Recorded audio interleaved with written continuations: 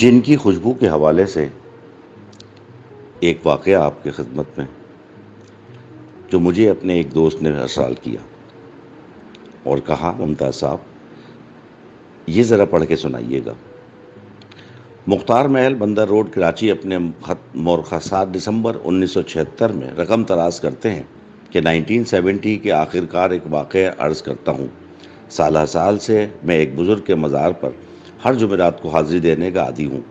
ایک روز نماز مغرب کے بعد احاطۂ مزار سے واپس آیا تو دیکھا کہ ایک ہجوم جمع ہے۔ ہجوم کو چیر کر میں بھی اندر پہنچ گیا۔ عجیب منظر دیکھ کر میری روح تک لرز گئی۔ ایک نہایت حسین نوجوان لڑکی وجد کے عالم میں برہنہ کھڑی جھوم رہی ہے۔ سر کے بال کھلے ہوئے ہیں اور لباس تار تار ہو چکا ہے۔ کچھ لوگ اس کے جھومنے سے لطف اندوز ہو رہے ہیں، بعض کی حریص نظریں اس کے خوبصورت جسم پر مرکوز تھیں۔ یہ منظر دیکھ کر مارے غیرت کے میرا خون کھول گیا۔ میں نے جلدی سے لڑکی کو دوپٹہ زمین پر پڑا تھا۔ دوپٹے میں سے عجیب سی قسم کی خوشبو آ رہی تھی۔ ایک بات آپ کو بتانا بھول گیا، سانس کی مشق کے بعد جب مجھ پر ڈوب جانے کی کیفیت طاری ہوتی ہے تو گاہے گاہے خود بخود دماغ معطر ہو جاتا ہے۔ اس حالت خاص میں اگر کسی آسیب زدہ جن گرفتہ کے دوپٹے یا کپڑے کو سونگھے تو وہ مجھے اس سے لوبان یا نازبو کی مہک آتی ہے۔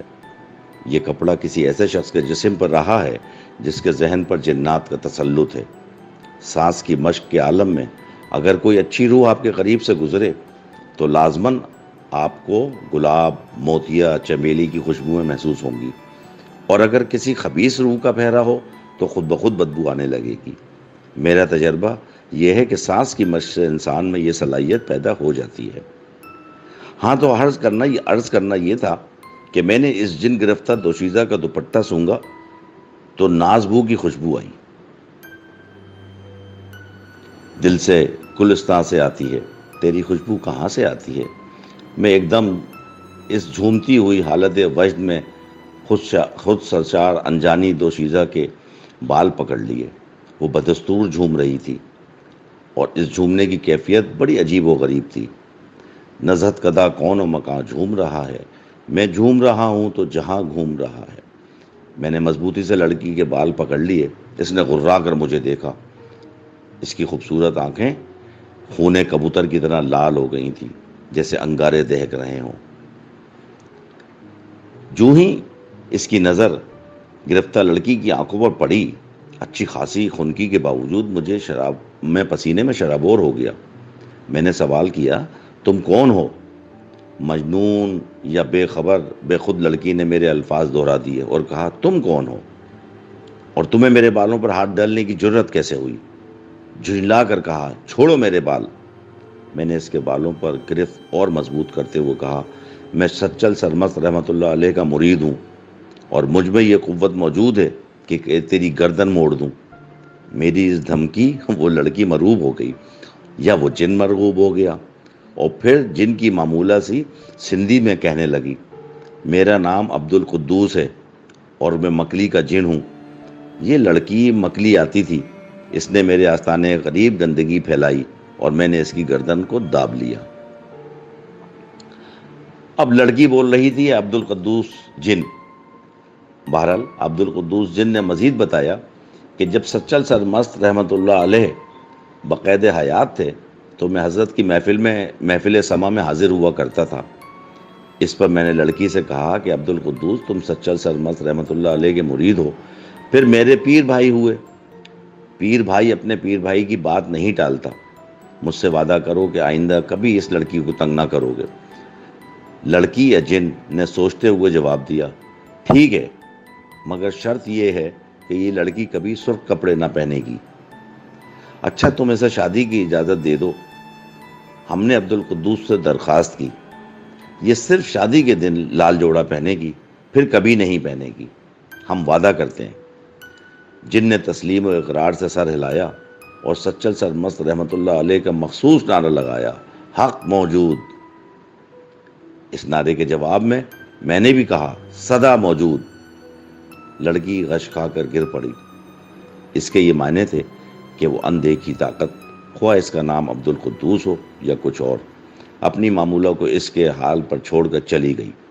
تھوڑی دیر بعد لڑکی کو ہوش آیا تو اس کے باپ نے ایک چادر اڑا دی. ایسا لگتا تھا کہ وہ ابھی نیند سے بیدار ہوئی ہے. لڑکی کے باپ نے قسم کھا کر کہا, لڑکی سندھی زبان سے بالکل واقف نہیں, یہ سندھی کا ایک فقرہ بھی نہیں بول سکتی, یہ سندھی میں تم سے کیسے گفتگو کر رہی تھی؟ میں نے اسے گفتگو کا خلاصہ بتایا. لڑکی کے باپ نے کہا, یہ بیچاری 1 سال سے اس عارضے میں مبتلا ہے, ہر جمعرات کو اس کی حالت غیر ہو جاتی ہے. میں اسے بہت سے مزاروں پر لے کر گیا, متعدد پیروں و فقیروں کی خدمت میں حاضری دی.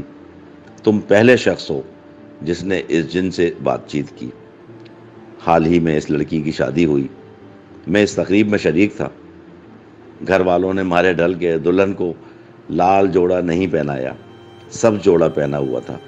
الحمدللہ اب یہ دولہا دلہن پرمسرت زندگی گزار رہے ہیں. تمام لوگوں کو ہمارا سلام. اسپوکی ہانٹڈ ٹیلز کی ایک نئی ایپیسوڈ میں آپ سب لوگوں کو خوش آمدید کہتے ہیں. امید ہے آپ سب لوگ خیریت سے ہوں گے. ہمارا لاسٹ پروگرام جو ہم نے بلیک میجک پہ کیا اور اس کے توڑ کی باتیں بتائیں, ایف ایم آر صاحب ہمارے ساتھ تھے, بہت ہی اچھا فیڈ بیک آیا. اس سے پہلے شہاب نامے کا بملا کماری کا بے چین روح, وہ ہم نے ایک چیپٹر پڑھا, اس کی بڑی اچھی فیڈ بیک آئی. آپ سب لوگوں کے پسندیدگی کا بہت بہت شکریہ, اور ہمارے کام کے اوپر تعریف کرنے کا بہت بہت شکریہ. ابھی تک جن لوگوں نے ہمارا چینل سبسکرائب نہیں کیا ہے, ان سے گزارش ہے کہ ہمارے چینل کو سبسکرائب کریں, لائک ضرور کریں, کمنٹس دیں اور بیل آئیکن کو ٹچ کریں. ہم آپ کے لیے اسی طرح سے اچھے اچھے واقعات, سچی کہانیاں, لوگوں کے ساتھ پیش آئے ہوئے واقعات آپ کی خدمت میں ضرور لے کے آئیں گے.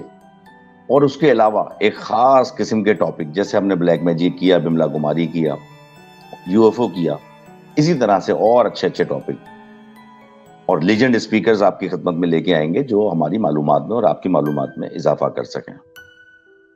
شامل گفتگو کرتے ہیں اپنے دوست عامر کو. السلام علیکم عامر. السلام علیکم ایوری ون. السلام علیکم ممتاز بھائی. وعلیکم السلام. جی جناب.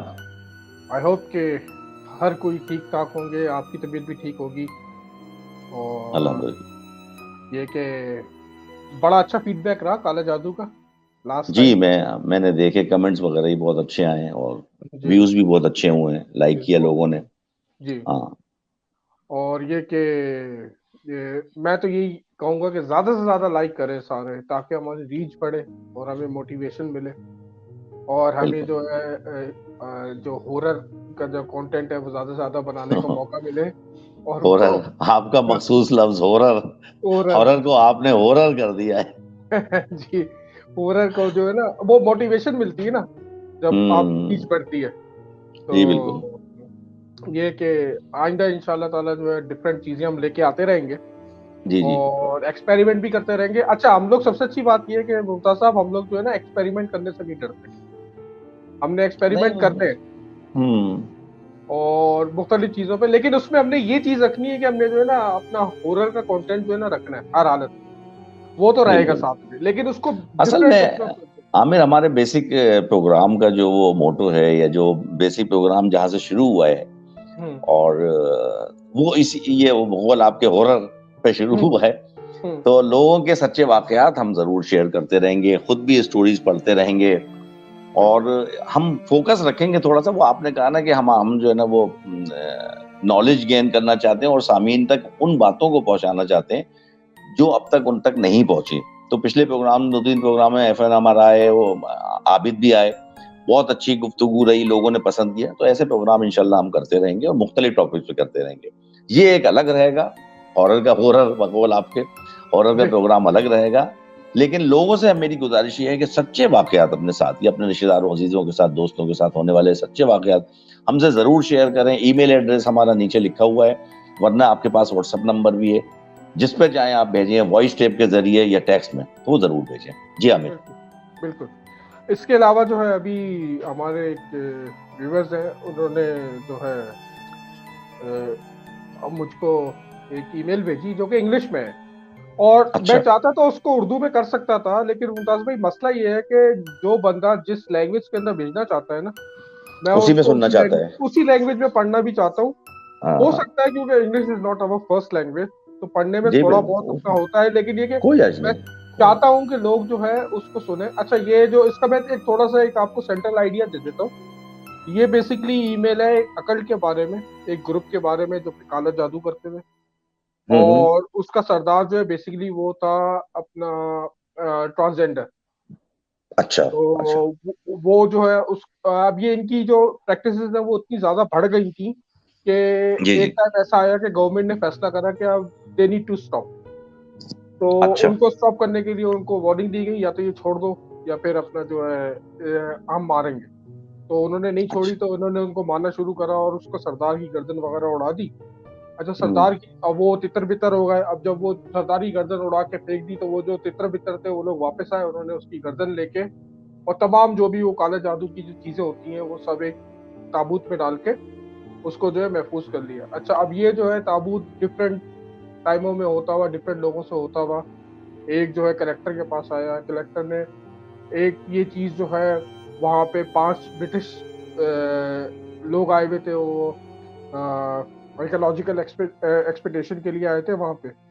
تو ان ہوں. کو بتائی تو ان کو شوق ہوا، انہوں نے وہ دیکھا، انہوں نے اس کو آفر کری، خرید لیا. پھر اس کا اصل میں جو ہے نا قرض سٹارٹ ہوا کہ اس نے اچھا. جس طرح سے تباہی لے کے آیا نا، وہ جس طرح سے وہ ہوں. لوگ مرے ہیں، جس طرح سے وہ لوگ اپنا زخمی ہوئے، یعنی کہ سارے ہی مر گئے، ایک آدھ بچا. اور پھر اس کے بعد ہوں. اس نے جس کو بیچا اس کے اوپر تباہی آئی، پھر اس نے جس کو دیا اس کے اوپر تباہی آئی. پھر یہ کہ یہ ساری چیزیں، اور پھر آخر میں آ کے جو ہے وہ ایک ایسی جگہ پہ ٹرانسپورٹ ہو رہا تھا کہ وہ جس میڈیم کے تھرو ٹرانسپورٹ ہو رہا تھا وہ میڈیم بھی تباہ ہو گیا. تو اس میڈیم اچھا کے اوپر ہم بعد میں بات کریں گے آپ سے، جب پہلے یہ ای میل سن لیں. بالکل سنائیے سنائیں. تو ممتاز بھائی یہ ای میل جو بھیجی ہے یہ زہیب نے بھیجی ہے. انہوں نے بولا ہے گریٹنگ اینڈ سلام. This story was told to me and all of my class by our German language teacher. In Iraq, there used to be an infamous cult of powerful black magicians. During 1700s, they used to dwell in valleys and mountain top. Their occult practices were getting worse with time. As a result, the authorities decided to kick them out of the country. Witch trials were held. Close to 200 black practitioners were out to death by beheading. The leader of that group, neither male or no female person, was also beheaded. This caused an uproar in their cult. Some of their followers escaped to Jordan with the severed head of the beheaded chief. The same followers placed the head in a casket along with the bloody dagger, some evil stuff, and placed a curse on the casket. So, the story goes that in the early 1880s, a party of 5 well to do young British gentlemen made a lengthy tour of archaeological excavation in Jordan.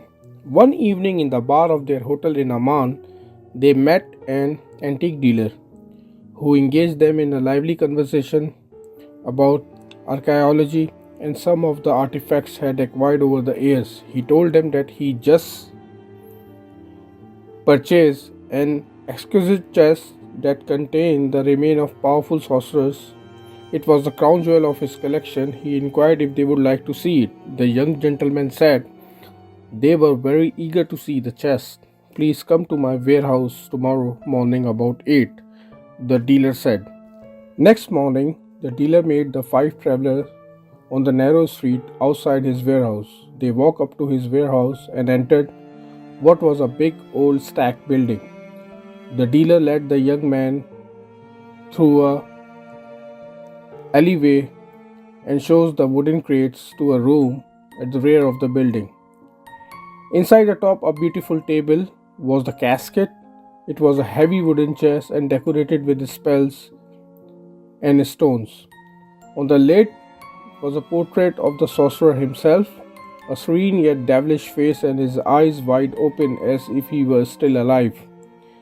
They all praised its charm and beauty. For the next hour, The five men examined the casket closely. The dealer read the inscriptions for them and even opened the lid so his visitors could examine the mummified head. One of the young men asked the dealer whether he has considered selling it. The dealer seems taken aback, but now all the five men press him to sell the treasure to them. After some negotiation, the men settled on a price of £10,000. They each wrote the dealer a check of £2,000 and asked him to have the chest packed up and sent to their hotel that evening, as they were planning to begin their journey home to Britain the next day. Before departing from his warehouse, the men were warned by the dealer, "I should warn you that the chest is said to be cursed. If you are having second thought, I will return back the chest." The young man smiled and said they were not superstitious. Late in the day, the packing crate containing the casket arrived at the hotel as four of the gentlemen met in the bar for drink before dinner. They saw the fifth member of their party walking out toward the desert. They waited for him all that evening and looked for him the next morning. At last, they went to the British consulate to report their friend missing. They notified the local police, but the thorough search turned up no trace of their missing friend. He was never seen again. From that moment, trouble seems to haunt the young friends.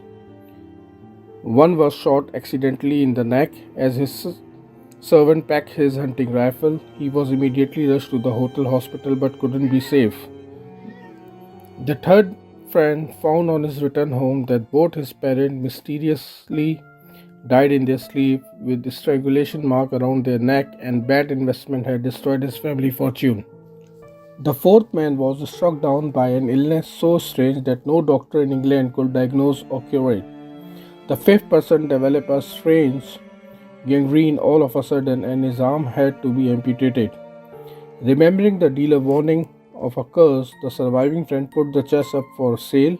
They found the buyer almost immediately, a business with a passion of ancient artifacts.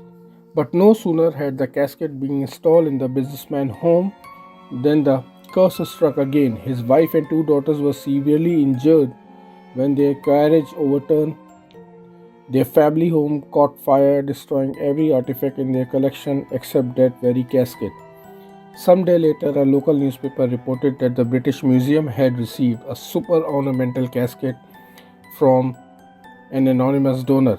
As two workers uploaded the casket in the museum courtyard, one of them slipped and broke his leg.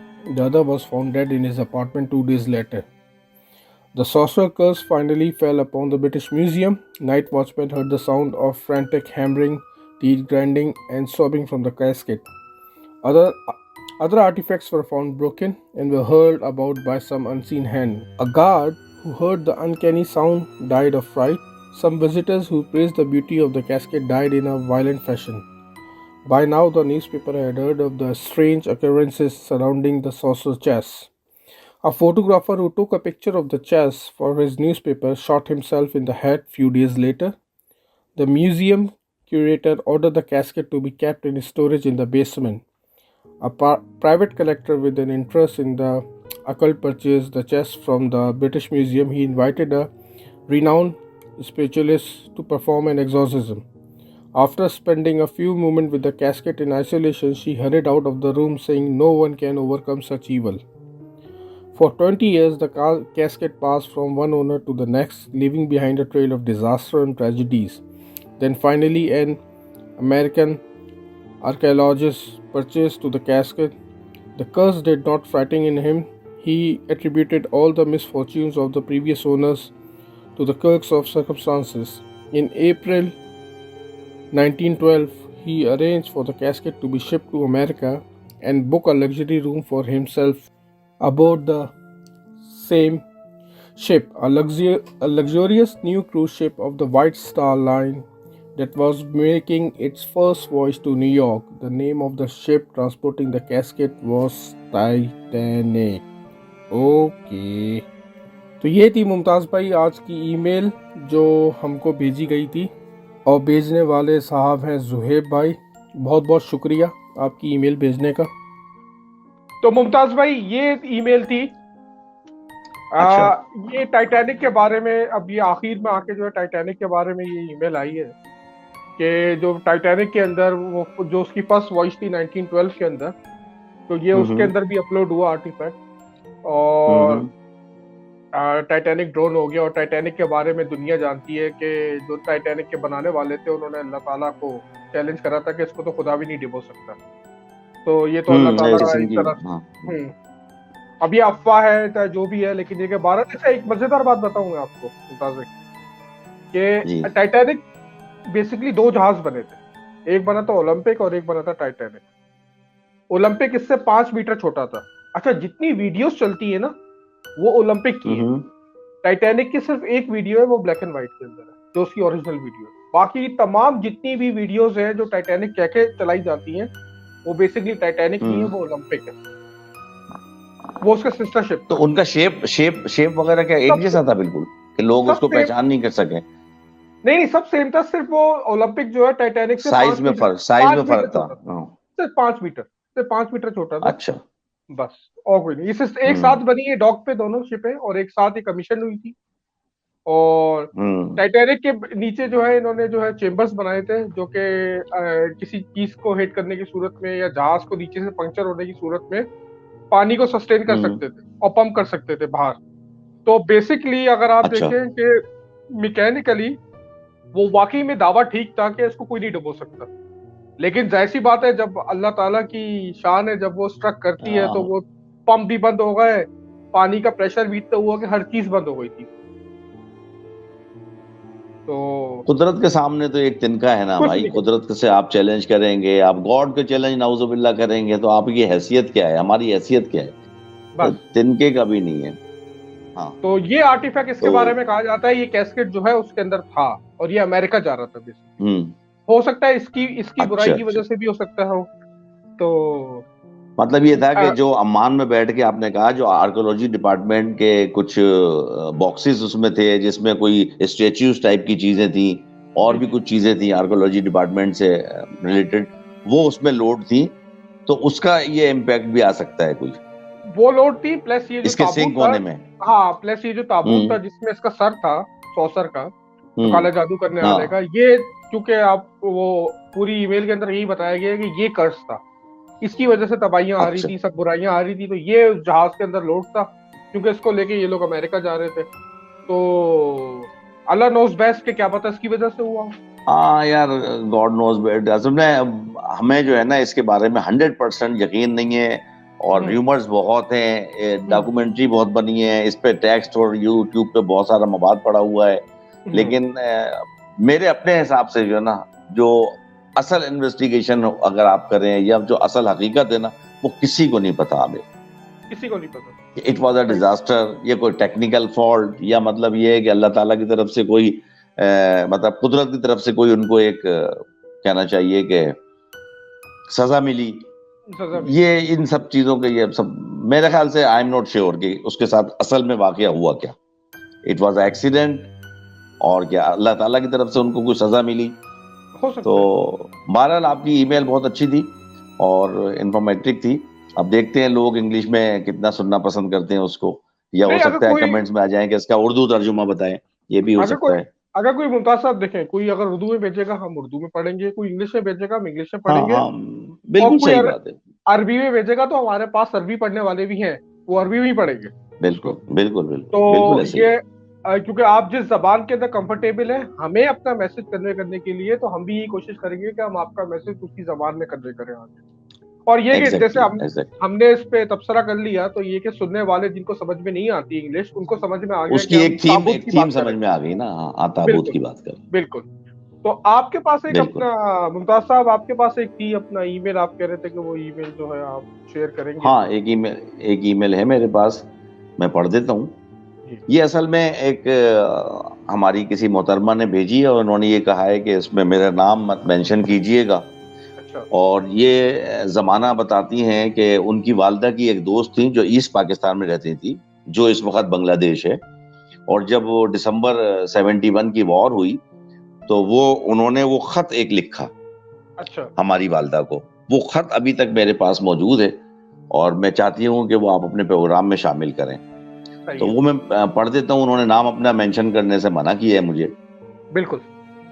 Saeeda بنت اسماعیل کراچی اپنے خط مورخہ 1 ستمبر 1972 میں لکھتی ہیں کہ میں نے اپنی زندگی کے 7 سال مشرقی پاکستان میں گزارے. کراچی آئے ہوئے صرف 3 سال ہوئے. حال ہی میں فرسٹ ایئر کا امتحان دیا. جھوٹ سے سخت نفرت کرتی ہوں. اپنی طرف سے جو کچھ لکھوں گی بالکل سچ لکھوں گی. جواب سے محروم نہ کیجیے گا. مشرقی پاکستان کا زمانہ تھا اور مشرقی پاکستان کے زمانے قیام سے ہی میرے ساتھ ایک عجیب واقعہ پیش آتا رہتا تھا. یہ کہ جب میں بستر پہ بیٹھتی, لیٹتی یا سوتی تو اچانک ایسا محسوس ہوتا جیسے بستر کے نیچے یا اوپر کوئی سو رہا ہے. میں ڈر کر یا تڑپ کر چارپائی سے چھلانگ لگاتی تو کوئی نظر نہ آتا. کراچی آ کر ایک اور مصیبت شروع ہوئی. کبھی کبھی رات کے 12 بجے خود بخود میرا دل زور زور سے دھڑکنے لگتا. جسم کا رواں رواں کھڑا ہو جاتا. رگ رگ میں سرد لہریں سی دوڑنے لگتی. کمرے میں ویرانی سی چھا جاتی اور احساس ہوتا کہ اس کمرے میں میرے علاوہ کوئی اور بھی موجود ہے. یہ صورتحال کچھ دیر قائم رہتی پھر ختم ہو جاتی, جیسے وہ نادیدہ چیز کمرے سے باہر چلی گئی ہو. ایک بار ایسا ہوا کہ میں قرآن پاک میں کوئی سورت تلاش کر رہی تھی. ابھی قرآن پاک کو بند ہی کیا تھا کہ مجھ پر گہرے خوف اور دہشت کی وہی حالت طاری ہو گئی. میں نے جلد از جلد قرآن پاک کو بند کر کے الماری میں رکھا اور بستر پر لیٹ گئی. آنکھیں بند کی, سکون نہ ملا. مجبوراً کھول دی. مغرب کی طرف منہ کیا تو ایسا لگا کہ وہی اندھے کی مخلوق میرے سر کے برابر میں کھڑی ہے. اس کا قد کوئی 7-8 فٹ کے برابر ہے. رنگ کالا ہے, سر سے پاؤں تک سیاہ کپڑوں میں ملبوس ہے اور اس کی کوشش یہ ہے کہ میرے اندر گھس جائے. جنگ دسمبر 1971 کے زمانے میں یہ کالشی ہر وقت میرے ساتھ رہتی تھی. البتہ جب میں غسل خانے میں جاتی تو نجات مل جاتی. جب غسل خانے سے باہر آتی تو یہ پھر میرے ساتھ لگ جاتی. سعیدہ بنت اسماعیل نے جس سے افام سائے کا ذکر کیا ہے, کیا یہ کشور ظلمات کا کوئی باسی ہے؟ طلب ہوش ربا میں کشور ظلمات کا ذکر کیا گیا ہے. یہ ایک تاریک دنیا اندھیروں میں لپٹی ہوئی ہے اور کہا جاتا ہے کہ اس دنیا تیر و تار کشور ظلمات میں جنات کی ایک بہت بڑی قوم آباد ہے. مجھ کو نہ چھین کر لے جائے شہزادی کشور ظلمات. یہ انہوں نے ایک خط جو ہے نا اپنی ماں کو بھیجا تھا ان کی دوست نے, تو وہ انہوں نے سینڈ کیا. ابھی تک ان کے پاس رکھا تھا تو انہوں نے مجھے سینڈ کیا کہ یہ آپ اپنے پروگرام میں پڑھیں. تو میں نے پڑھ دیا. بڑا دلچسپ چھوٹا سا ای میل تھا. یہ ضیاء محی الدین یا مشتاق احمد یوسفی لیول کی اردو تھی جو کہ بڑی مشکل سے مجھے آدھی سمجھ میں نہیں آئی ہے مجھے ابھی بھی. اچھا, اصل میں یہ بالکل مجھے تو یہ بالکل سمپل سا خط لکھا لگا. اور یہ کیونکہ 71 میں وہ وہاں پر رہتی تھی اور 72 میں پھر انہوں نے لکھا. اچھا, اس کے لیے یہ لکھتی ہیں الگ سے ای میل میں, وہ تو میں پڑھنے کی ضرورت نہیں تھی. اس کے لیے الگ سے لکھتی ہیں کہ یہ خط شاید کسی کتاب میں اردو ڈائجسٹ یا کسی اور بک کا حوالہ بھی دے, اس میں یہ خط شائع ہو چکا ہے. اچھا. کیونکہ ظاہر سی بات ہے, دیکھو عامر 71-72 میں پرنٹ ہی میڈیا تھا نا, الیکٹرانک میڈیا تو تھا نہیں, نہ کوئی یوٹیوب تھا, نہ کوئی سوشل میڈیا تھا, نہ ٹی وی تھا. تو ایک خط لکھا جاتا تھا تو وہ 2 مہینے بعد جو ہے نا وہ ویسٹ پاکستان میں موصول ہوتا تھا. تو ان کی والدہ کراچی میں رہتی تھی اور یہ ان کی جو دوست تھی وہ ایسٹ پاکستان میں تھی. تو انہوں نے ان کی والدہ کو یہ خط لکھا. ایکچولی ان کی والدہ کی یہ فرینڈ تھی. تو انہوں نے پھر ان کی بیٹی نے یہ مجھ سے یہ خط شیئر کیا اور یہ انہوں نے کہا کہ یہ اردو ڈائجسٹ میں یا کسی اور بک میں یہ شائع ہو چکا ہے, پبلشڈ ہو چکا ہے یہ خط. اچھا, اور دوسری ایک اور بات بھی ہے کیونکہ یہ پرنٹنگ میڈیا میں آپ نے بتایا نا کہ شائع ہوا ہے یہ خط, تو پرنٹ میڈیا میں اس کا جو وہ رائٹنگ کا سٹائل ہے اور جو جس طرح سے لکھا گیا ہے, یہ اس کا سیاق و سباق جو ہے وہ اتنا زیادہ پراپر ہے, کیونکہ وہ رائٹنگ کے اندر تو آپ کو پراپر اردو چاہیے جو ہوتی ہے. وہ ظاہر سی بات ہے, ایکچولی یہ خط ہوگا نا پھر اس کی نوک پلک درست کر کے اس رائٹر نے جس نے اپنی بک میں شائع کیا ہے اس کو, یا ڈائجسٹ کے جو ہوتے ہیں وہ کیا کہلاتے ہیں کسی بھی پرنٹ میڈیا کے نا, تو وہ انہوں نے اب اس کی جی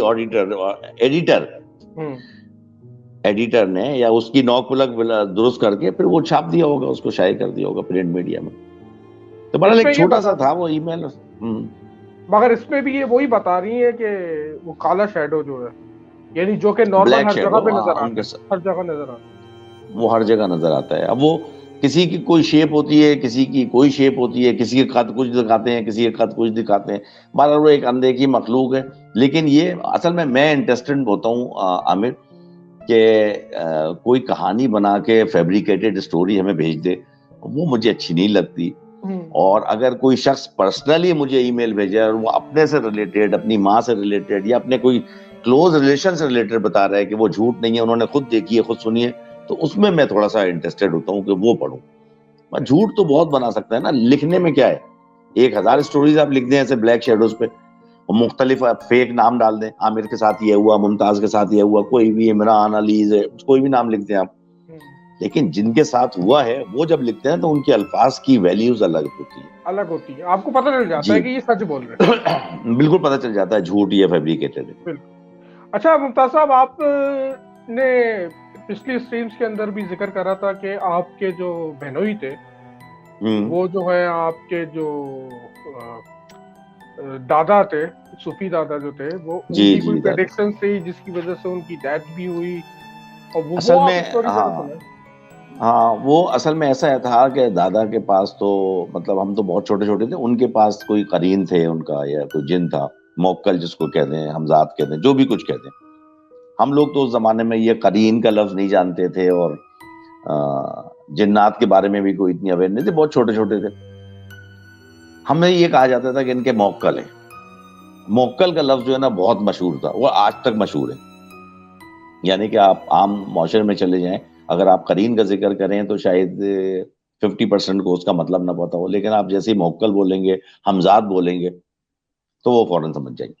اینی ہاؤ، تو دادا نے اب وہ 65 کا زمانہ، یا 71 کی جنگ تھی یا 65، آئی تھنک 65 کی تھی. تو ہم تو بالکل یعنی کہ پیدا ہی ہوئے ہوں گے بس اس وقت، 1-2 سال کے ہوں گے، ہمیں تو نہیں پتا. میری تو بڑی بہن نے پھر پورے ڈیٹیل بتائی، جن کی شادی ہو گئی تھی، اور ان کے ہسبینڈ جو نے ایئر فورس میں تھے.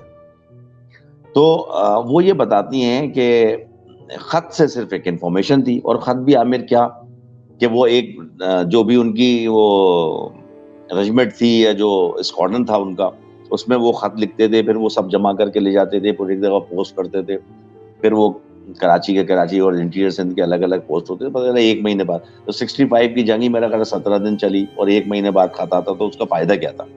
خیریت کوئی نہیں ملتی تھی. مطلب اگر کوئی چلے گئے تو اب شہید ہو گئے یا غازی ہو گئے یا زندہ ہیں یا مر گئے، کچھ پتہ نہیں چلتا. اب میری مطلب یہ سسٹر کی بس نئی شادی تھی، شاید 1-2 سال ہوا ہوگا،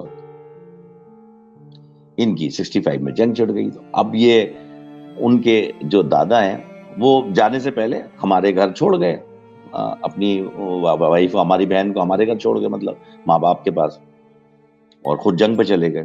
تو وہ بہت پریشان رہتی تھیں، روتی تھیں، پریشان.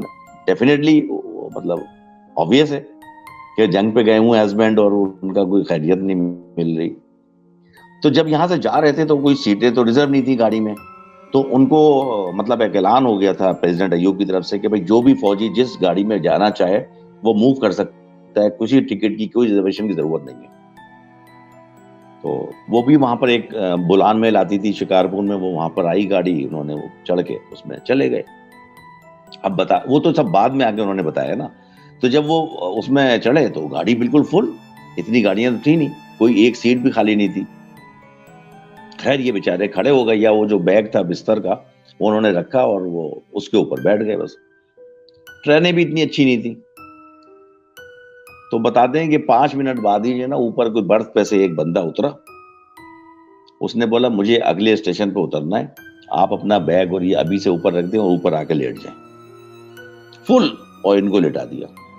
اور وہ بندہ اتر کے کہاں گیا انہیں نہیں پتا، اگلے اسٹیشن پہ اترا ہے یا وہیں کہیں غائب ہو گیا.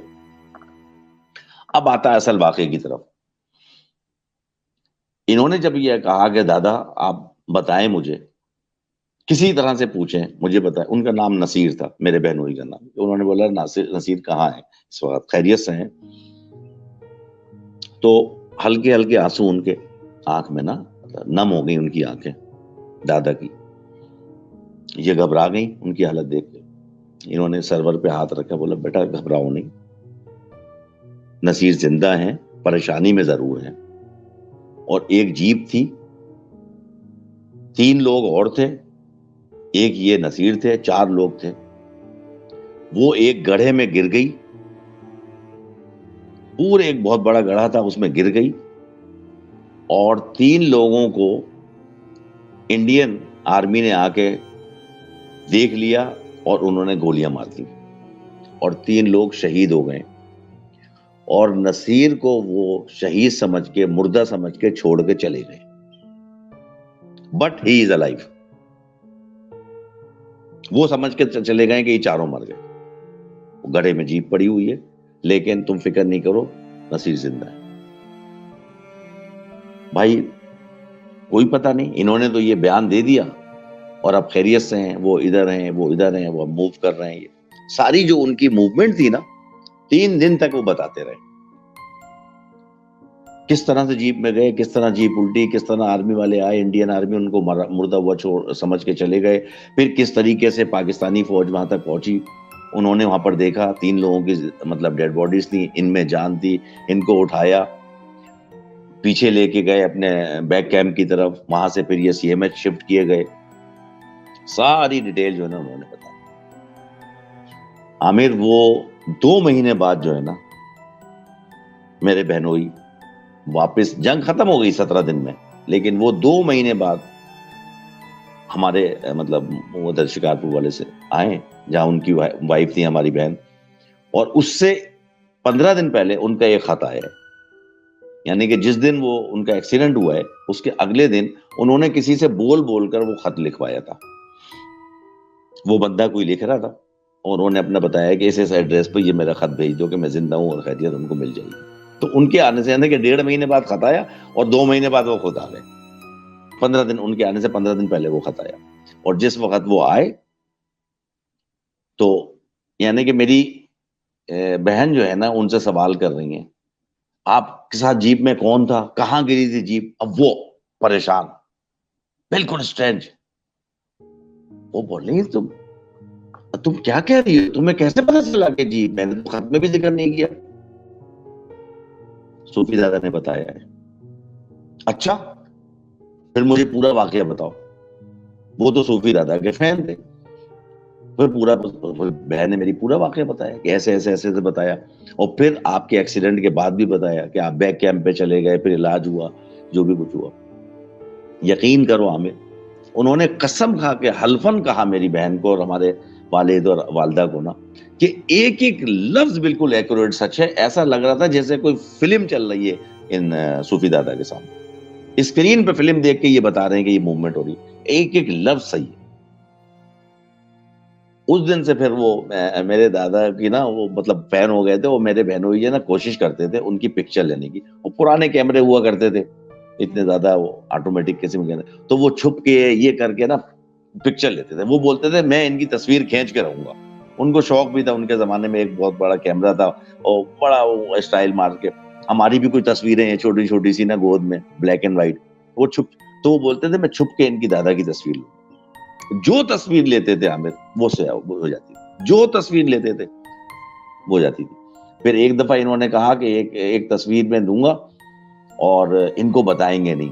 تو وہ بہن بولتی تھی میری کہ ان کو کیا نہیں بتاؤ گے، ان کو پتا چل جاتا ہے. یہ اپنے طور پہ انہوں نے تصویر لی، چھپ کے جب جانے لگے نا تو بولنے لگے دادا اب میں جا کے ریل دھلواؤں گا، پھر میں آپ کو اپنی تصویر بھیجوں گا.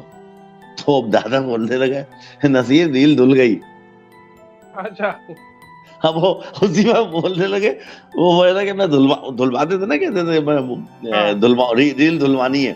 تو بولے میں ریل دھلواؤں گا پھر آپ کو آپ کی فوٹو بھیجوں گا. 2-3 کھینچی آپ کی تصویریں، آپ سمجھ رہے میں کھینچوں گا نہیں. تو بولا نصیر دھل گئی، ریل دھل گئی.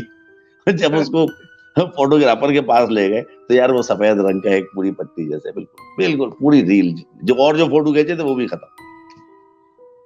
تو یقین کرو وہ ایسٹ تھے ہمارے.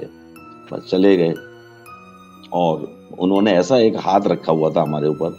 شکارپور میں ایک مزار ہے شاہ عبداللطیف جیلانی رحمۃ اللہ علیہ، تو ان کو والد کے پاس لے جا کے جو ہے نا ان کو ان کا مرید بھی بنوایا تھا. ان کو بولا کہ آپ ان کا خیال رکھیں، اور وہ ان کا ہاتھ ہم پہ رہتا تھا. یقین کرو جتنے دن رہتے تھے، وہ جو گھر ہمارا تھا وہ تو یار اگر آج کے دور میں وہ وہاں پر کوئی چلا جاتا نا، یقین کرو ایک گھنٹہ اسٹے نہیں کر سکتا تھا اس گھر میں, ایک گھنٹہ. ہم پڑھے بڑے ہوئے, 9th میٹرک تک وہاں تعلیم حاصل کی, میری 2 بہنوں کی شادیاں وہاں ہوئی, بچے ان کے وہاں ہوئے, کچھ نہیں. ایسے مطلب جیسے رہتے تھے کہ وہ بھی ہمارے ساتھ رہ رہے, ہم بھی ساتھ رہ رہے ہیں. دادا نے کہا ہوا تھا میرے بچوں پہ نا ذرا سا کسی کو خراش نہیں آنی چاہیے, ذرا کسی کے ساتھ ڈر خوف کی علامت نہیں ہونی چاہیے, رہتے رہو. میرے بچوں کو جو نا بالکل, اور یقین کرو ایسے تھے ہم جیسے بس وہ نظر نہیں آتے تھے, ہم نظر آتے تھے, لیکن ان کے ساتھ سمجھ لو کھیلنا کودنا. ایک چھوٹا سا واقعہ اس سے ریلیٹڈ بتاؤں, صرف 1 منٹ لوں گا اگر آپ کو لمبا ٹائم نہ لگے. میرے کوئی 8th کے یا 7th کے ایگزام ہو رہے تھے, تو وہ جو ہمارے میرے ساتھ کے بچے تھے کلاس فیلو, ہم جب لڑکے تھے 7th 8th میں, کیا ایج ہوگی میرے خیال ہے 12 سال 11-12 سال ہوگی ایسی ہوتی ہے. ہاں, تو نیچے والا میں نے بتایا نا کمرے میں ہم نے ایک وہ ڈرائنگ روم سو کالڈ بیٹھک کہلاتی تھی اس وقت, وہ بنایا ہوا تھا. باقی ہم رہتے نہیں رہتے, ہم فرسٹ فلور پہ. اس میں چارپائیاں پڑی ہوئی تھی, بڑی بڑی وہ ریسٹ چیئر ٹائپ کی پڑی ہوئی تھی. ایک ٹیبل ایسی تھی, وہ تھوڑی سی اونچی تھی, جیسے آفس ٹیبل ہوتی ہے نا, آفس ٹیبل اتنی اونچائی کی نا, اور اس کے ساتھ آفس چیئرز ٹائپ کی نا 4 چیئرز تھی. تو وہ 3 اور میرے مطلب لڑکے ساتھی اور ایک میں, ہم بیٹھ گئے. تو ایک نے وہ کوئی بچے کیسے کہتے ہیں نا کہ میں نے نوٹ بک میں غیر حاضری ایبسینٹ ہوں گا, تو میں نے کوئی نوٹ نہیں کیا کاپی پہ, تو یار ذرا مجھے تو میں اپنی کاپی پہ جلدی نوٹ کر لوں, یہ ہوتا ہے نا. تو وہ لے کے بیٹھا ہوا نوٹ کرنے لگا. پہلے ایک دفعہ لائٹ بند ہوئی, جب سگنل ملتا ہے نا, لائٹ بند ہوئی. اب لائٹ بند ہو گئی, خود جل گئی, چلو سگنل مل گئی. پھر لائٹ بند ہوئی, جلی نہیں. اچھا میں تو سمجھتا تھا. میرے ساتھ ایک اور لڑکا تھا, ہی از الائیو, ڈاکٹر عالم, ابھی نیو کراچی میں کلینک کرتا ہے, بہت سینئر ڈاکٹر ہے, میرا بہت مطلب بچپن کا دوست. وہ میرے گھر بہت آتا تھا, اس کو بھی کچھ اندازہ تھا. تو اس نے میری طرف دیکھا نا, تو بولنے لگا ممتاز شروع ہو گیا کام. میں نے یار چپ ہو جا بھی, مطلب میں 2 دوسرے ہیں, میں نے وہ بھی ڈر جائیں گے. پھر لائٹ نہیں جلی, میں اٹھا, میں لائٹ جلا دی. 1 منٹ بعد عامر, یہ چیئرز کی 4 لیگ ہوتی ہیں نا, 2 آگے 2 پیچھے. اچھا ہم ایسے بیٹھے ہوئے کام کر رہے, تو پیچھے والی لیگ کسی نے دونوں جیسے پکڑ کے کوئی پیچھے والی لیگ اور اٹھا لے, تو ہمارا کیا پوسچر کیا بنے گا, ہم منہ کے بل ایسے گر جائیں گے نا, منہ کے بل ٹیبل پہ گر جائیں گے. 4 بندوں کی, 4 لڑکوں کی پیچھے والی چیئرز کی 2 لیگ پکڑ کے کسی نے ایسے کھینچ لی, اوپر کی طرف اٹھا دی, اور ہم 4 منہ کے بل جو ہے نا ٹیبل پہ گرے. کسی کا سر لگا, کسی کی آنکھ لگی, کسی کی ٹوڑی لگی, اور ہم دڑ سے منہ ہمارا اس پہ لگا. ہم نے بولا, انہوں نے تو اپنی وہی بک اور نوٹ بک وغیرہ سنبھالی اور ریس لگائی دونوں نے. اور وہ عالم اور میں جو ہے نا وہ تھوڑا سا ہمیں یہ ہوتا رہتا تھا. عالم بولے بھائی چلے, اب ہو گئی ہماری پوری پڑھائی کمپلیٹ ہو گئی. میں نے چل بھائی, پھر ہم بعد میں نکلے, میں نے لائٹ وائٹ بند کی, اوپر چلے گئے. تو اس قسم کے واقعات تو یار, اور مجھے کوئی ڈر نہیں لگا, بالکل نارمل میں. مطلب یا تو مطلب ہم اتنے چھوٹے تھے کہ ہمیں اس چیز کی اویئرنیس ہی نہیں تھی کہ کوئی یار مطلب ہمیں کوئی ڈر کا مطلب اندازہ ہی نہیں تھا کہ ڈر ہوتا کیا ہے, یا پھر ہم اس کے اتنے عادی ہو چکے تھے کہ ہمیں ڈر لگتا نہیں تھا. تو اس قسم کے واقعات تھے. تو وہ یہ صوفی دادا کا ایک قصہ تھا, میں نے کہا بتاؤں آپ کو, یہ تو ہمارا خود دیکھا ہوا ہے, سنا ہوا ہے, ہماری اپنی بہن کے ساتھ ہوا ہے. اور پھر وہ بہنوئی گنج میں بتا رہا تھا بیمار ہو گئے تھے, وہ یہ ہو گیا تھا کہ ڈائمیزیا یا ڈینمیزیا اگر میں لفظ ہے, وہ ایک بیماری ہوتی ہے جس میں لوگ اپنا جو انسان جو ہے نا وہ بھول جاتا ہے. ابھی میں ڈائمینشیا یا ایسا کر کے ڈیمینشیا وہ ایک بیماری ہوتی ہے, ان کو وہ ہو گیا تھا. یعنی کہ اس وقت ان کا علاج ہوا, پھر وہ صحیح ہو گئے. اس کے 2 سال بعد ان کو وہی قصہ یاد آیا کہ وہ گر گئے اور وہ مر گئے اور یہ ڈیڈ باڈیز کے ساتھ پڑے ہوئے ہیں. پھر ان کو وہ شروع میں پھر وہ ایک قسم کا ایب نارملٹی کے نا ایک دورے سے پڑنے لگے.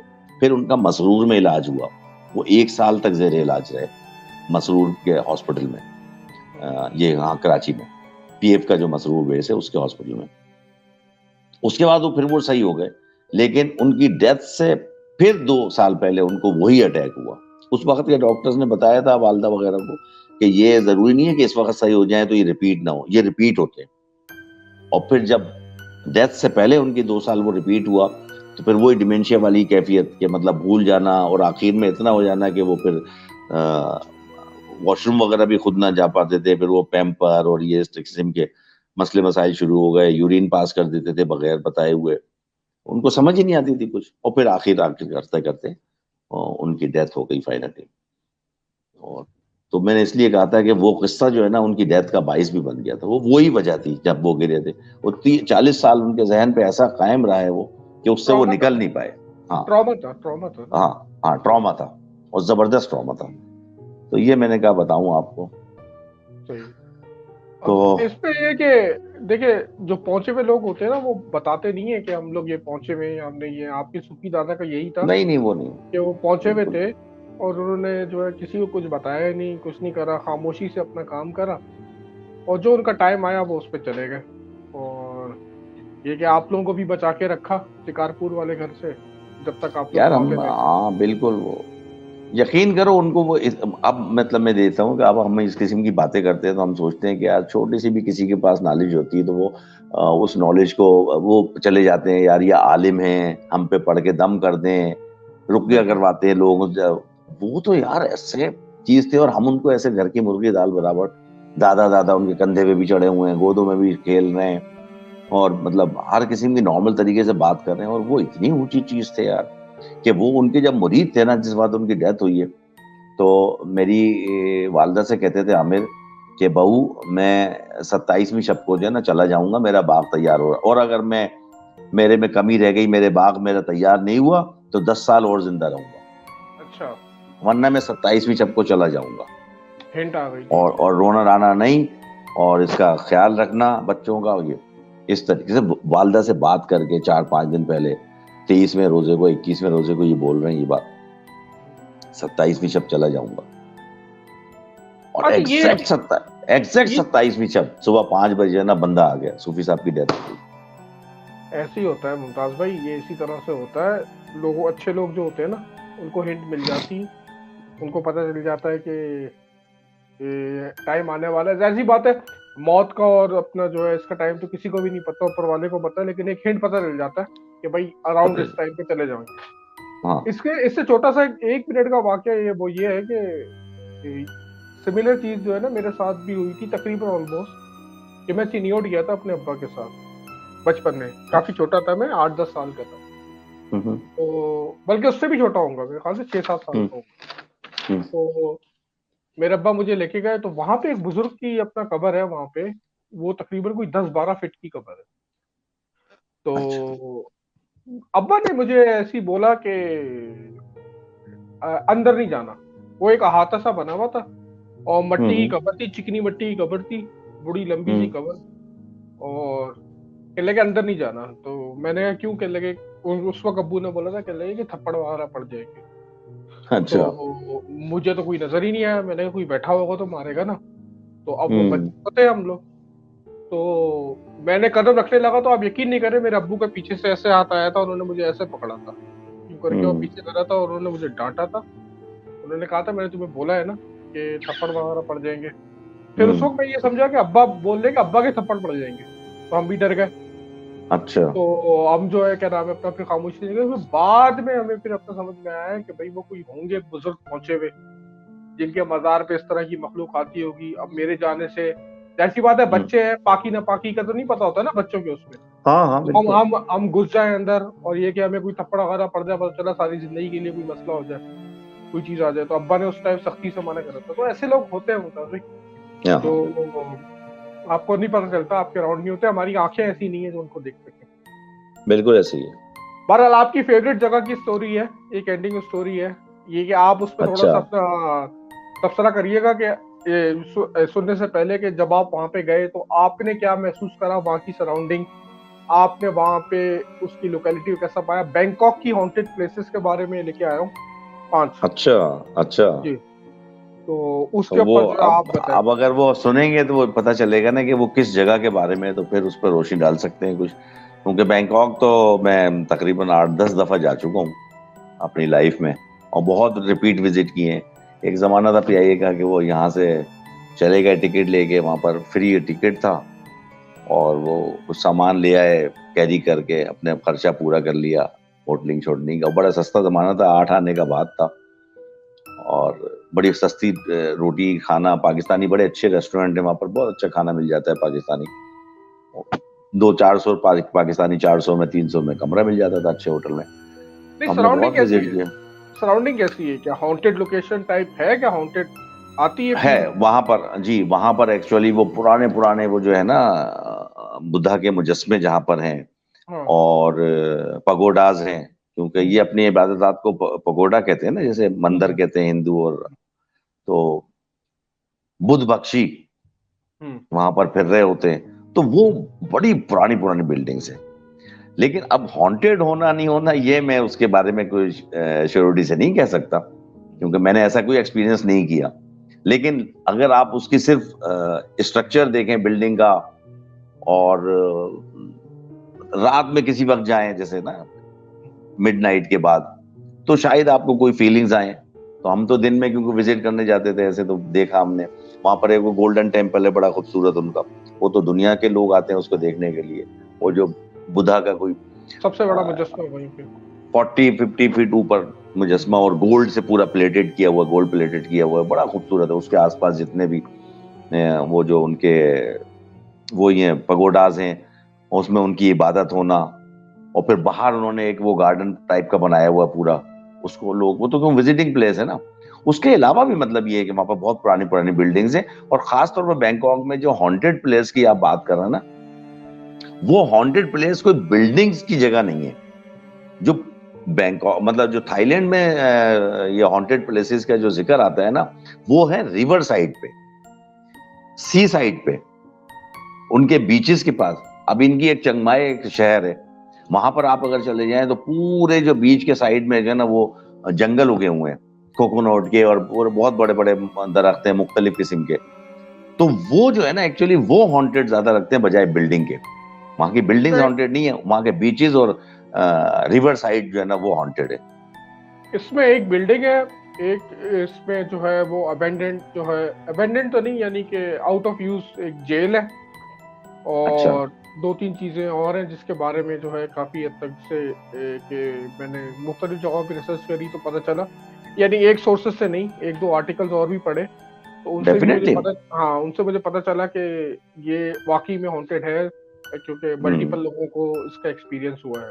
وہاں پر عامر ایک جیل کا میں نے تو واقعی سنا تھا. جیل کا تو اب مجھے نہیں پتا کہ آپ کی اسٹوری میں کس چیز کا ذکر ہے. ایک پرانی جیل تھی برٹش زمانے میں جہاں پر ان کو کچھ سزائیں دی جاتی تھی، اس کا ذکر ہے. یہ وہی ہے، وہ ہانٹیڈ ہے. لیکن میں جھوٹ نہیں بولتا، میں فزیکلی وہاں پر نہیں گیا. اچھا، ہمارا پروگرام ایک دفعہ بنا تھا، لیکن وہ بینکاک سے بہت دور، مطلب لمبا وہ چلنا پڑا تھا، کوئی ایسا مصروفیت ہو گئی، ہم جا نہیں سکے تھے وہاں پر، تو میں نے دیکھا نہیں ہے. تو وہ اسٹوری سنتے ہیں آپ کی پھر انشاءاللہ، کیونکہ آپ کی اینڈنگ اسٹوری ہوتی ہے تو اس سے پہلے ہمیں ویڈیو آف کرنی پڑتی ہے. تو ہم سب لوگوں سے یہی گزارش کریں گے کہ بھائی اپنا بہت خیال رکھیں، چینل کو سبسکرائب کریں اور جلد از جلد ہمیں قصے بھیجیں. میں اپنا ویڈیو بند کرنے سے پہلے جو ہے نا اس دعا کے ساتھ اللہ تعالی ہم سب کو صحت کے ساتھ لمبی زندگی عطا فرمائے اور ہماری سب کی مشکلات دور کرے، ہم سب کو اپنی حفظ و امان میں رکھے. اس کے ساتھ میں اجازت چاہوں گا. اب میں عامر کی اسٹوری سنوں گا. جی عامر. بالکل چلیں سنتے ہیں.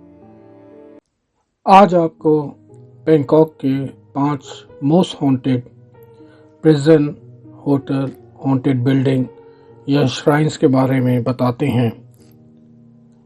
Number 1، former maximum security prison.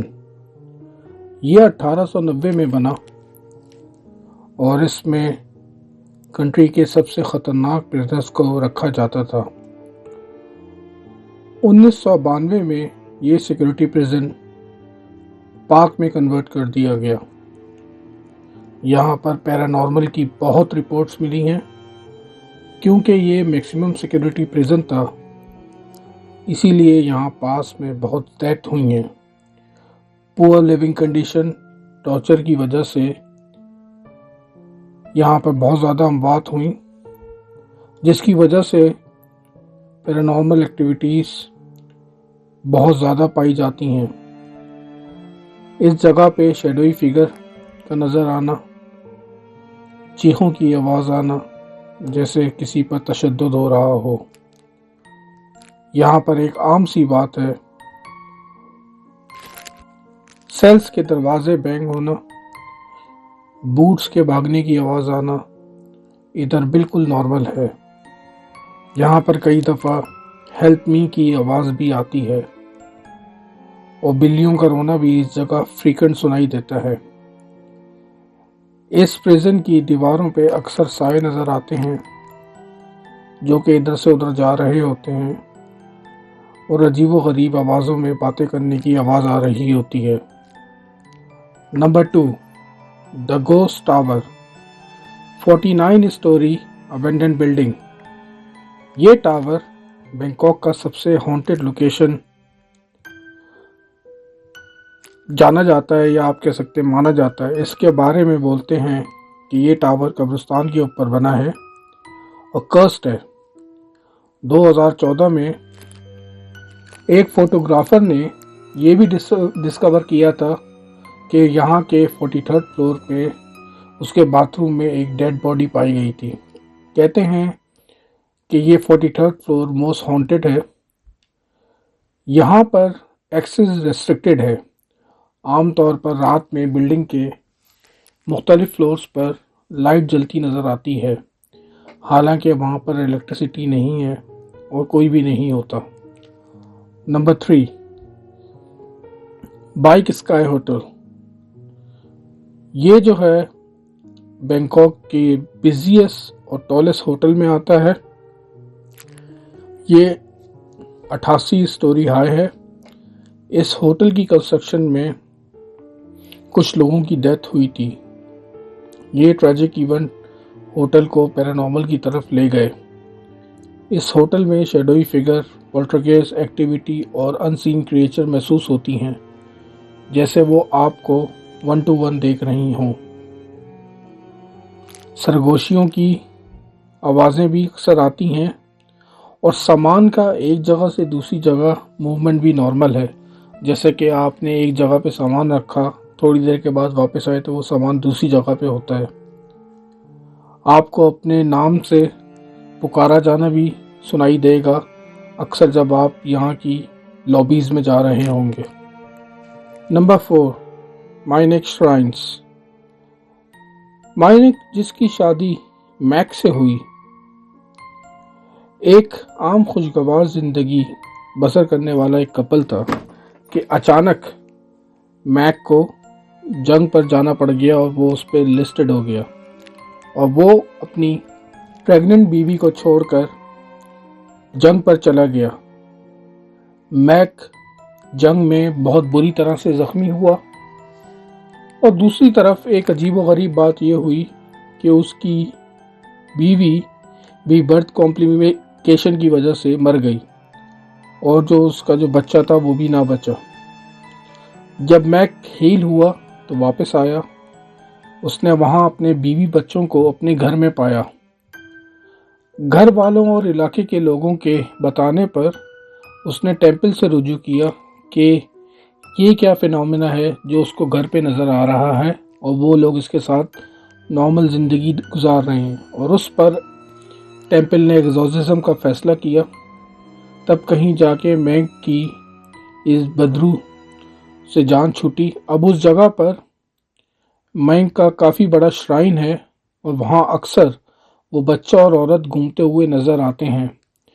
इस जगह पे काफ़ी लोग जाते हैं अपनी मुरादें मांगने के लिए, मगर वहाँ पर सख्ती से प्रेग्नेंट औरतों का जाना मना है।